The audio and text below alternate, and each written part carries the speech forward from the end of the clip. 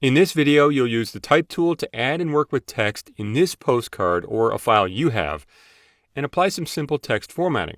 You'll start by drawing a text frame and typing in some text. So first, select the Type tool in the Tools panel on the left. Come out into the document and press and drag to create an area for text, called a text frame. After you draw a text frame, a cursor will appear in the text frame. In capital letters, type Design Talks. Or if you have text created in another program, you can bring that text into your InDesign document several different ways, including copying and pasting, or choosing File, Place, to place a Word doc, RTF, or other file format. If you don't yet know what text will go here, you can also fill a text frame with placeholder text by choosing Type, Fill with Placeholder Text. With the text created, you'll move this text into position by dragging the text frame. So select the Selection tool in the Tools panel on the left and move the pointer over the text. Drag the text so it lines up with the left edge of this orange line.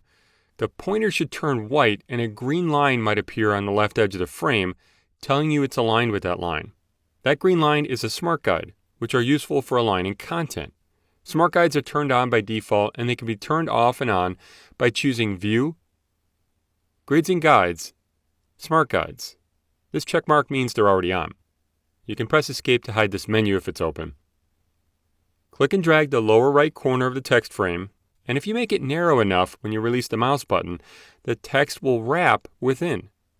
If you drag and make a text frame too small to fit the text, a red plus will show in the lower right corner, telling you the text no longer fits. This is called overset text. Drag that same corner point to make the frame larger so you can see all of the text and so that the right edge snaps with the right edge of the line below it, like this.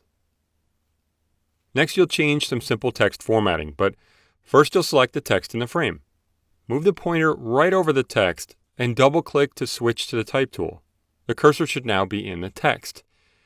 Now you'll drag across the text to select it, but you need to be careful. Watch the pointer. If the pointer is over the text and it shows an I-beam like this, then you can drag across the text to select it. But if you move the pointer away from the text outside of the frame, the pointer will change in appearance. If you drag when you see this pointer, you'll create a new text frame. With the pointer in the text frame, drag across the text to select it. In the Properties panel to the right of the document, you should see a series of text formatting options now. Come to the Font Size option and select the value in the field. Type 29, then press Return or Enter to make the change. Now, if the text doesn't fit in the text frame, in other words, if you see a red plus in the lower right corner of the text frame, try typing in a smaller font size in the Properties panel. To change the color of the text to make it more readable, in the Properties panel to the right of the document, click the Fill Color and make sure that the Swatches option up here is selected. This option shows a series of default colors saved with the document called swatches. Select Paper, which can be used as a white color. You can press Escape to hide this panel. So that the text is no longer selected, you can choose Edit, Deselect All. Now that you know how, you can add text to all kinds of projects, like descriptive text for a brochure or copy in a catalog, and then apply some simple formatting changes like font size and color.